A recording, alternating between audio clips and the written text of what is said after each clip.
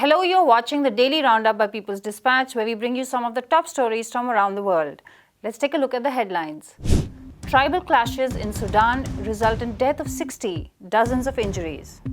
Protests continue in Panama over unmet demands, economic hardship. Rights groups, trade unions stage protests against Rwanda deportation across the UK. Europe reels under extreme heat wave. Violent clashes that took place on Saturday, July 16 in Sudan's Blue Nile State have claimed the lives of over 60 people and injured dozens. The violence has also resulted in the destruction of at least 16 shops in the town of Roseries. The clashes reportedly broke out between the Berti and Hausa tribes over a land dispute. The two tribes exchanged the blame with each other regarding who started the violence. The governor of the Blue Nile State had earlier on Friday issued an order prohibiting any gatherings or marches for 1 month, and a night curfew was imposed on Saturday due to the ongoing violence. Despite the order, violence continued on Saturday in several parts of the region, including near the state capital Al-Damazin. Additional troops were subsequently deployed to bring the violence to an end. The Sudan Doctors Committee denounced the violence, adding that more injured people were brought to hospitals on Saturday. It urged the government and other authorities to help evacuate injured people for advanced treatment due to an acute shortage of emergency and life-saving medicines in the region. Hospitals in the region also issued an urgent appeal to the local population for blood donations, besides warning that more health workers are needed to treat the injured. Protesters who have been opposing the country's military regime since it snatched power in a coup last year in October put the responsibility for the deteriorating safety and security situation in the country on the security and armed forces under the regime's control. The Sudanese Communist Party also condemned the violence and appealed for a cessation of violence and an end to tribalism, racism, and hate speech. Protesters in Panama are continuing their demonstrations against the government over inflation, corruption, and the declining economic situation, saying that they are not satisfied with the economic steps taken to alleviate the common people's suffering, according to a report published on Sunday, July 18. Peasant groups, labor unions, indigenous organizations, and other civil society groups collected under the umbrella of the National Alliance for the Rights of the Organized People, or ANADEPO, say that the agreement they signed with the government does not meet all the demands of the Panamanian people.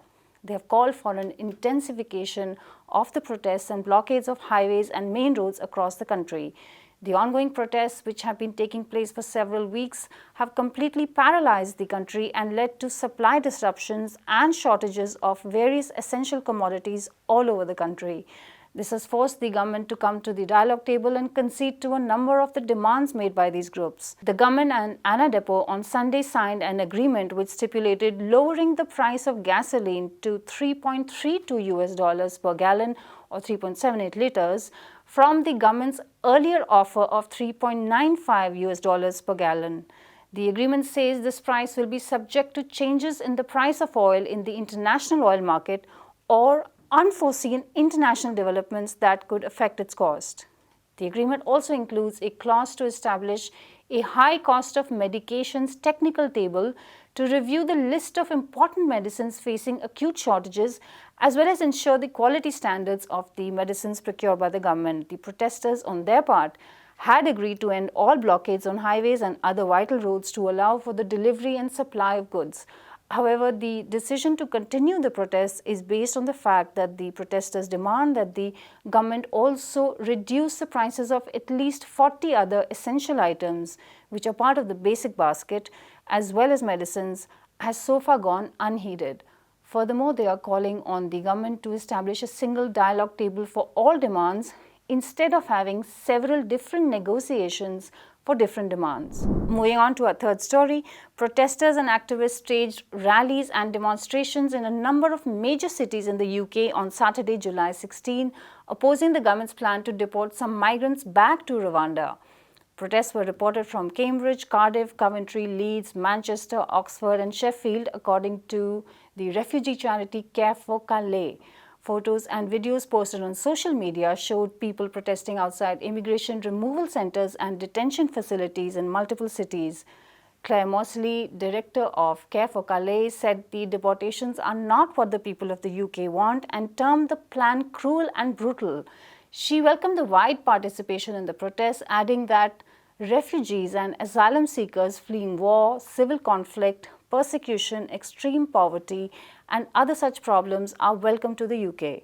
The protests are a joint action of the Trade Union Congress, Care for Calais, and Stand Up to Racism. They are a part of the Stop Rwanda campaign. They have the backing of 11 trade unions, including the Public and Commercial Services Union, or PCS, which represents more than 80% of border force staff, refugee rights organizations, and faith groups.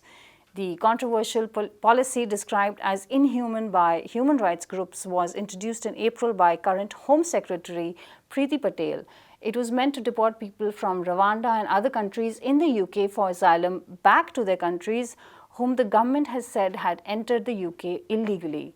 The first deportation flight, scheduled to take place on June 15, was cancelled after several asylum seekers filed a case against the deportation, to which the European Court of Human Rights issued a stay.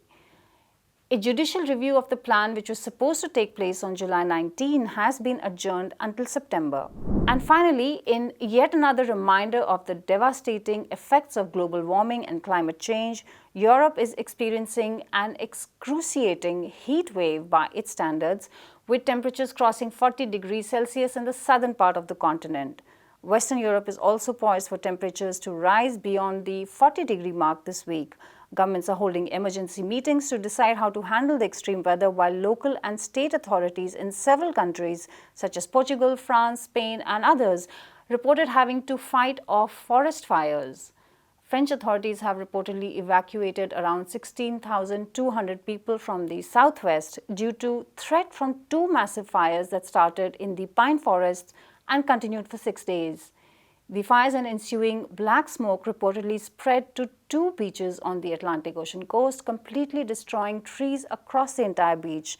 The heat wave has also started claiming lives, with hundreds of people reported dead as a result in several countries. Portugal alone reported 659 deaths in the last week, an average of one person dying every 40 minutes. Spain reported 230 deaths from heat-related effects, but noted that the actual number might be as high as 360. Other European countries such as France, UK, Germany, and Italy have so far not reported any deaths from the ongoing heat wave. According to reports, the extreme temperatures and the wildfires have burned through hundreds of thousands of hectares of forest and surrounding land. The heat wave is also giving rise to drought-like conditions and acute water shortages, with reports of rivers and other water bodies starting to run dry. Countries such as Greece, Hungary, Croatia, Belgium, and the Netherlands are also reporting record high temperatures, and they have had to fight off wildfires. Temperatures are expected to continue rising in the next few days and weeks, with weather forecasts of several countries predicting new all-time high temperature records to be set.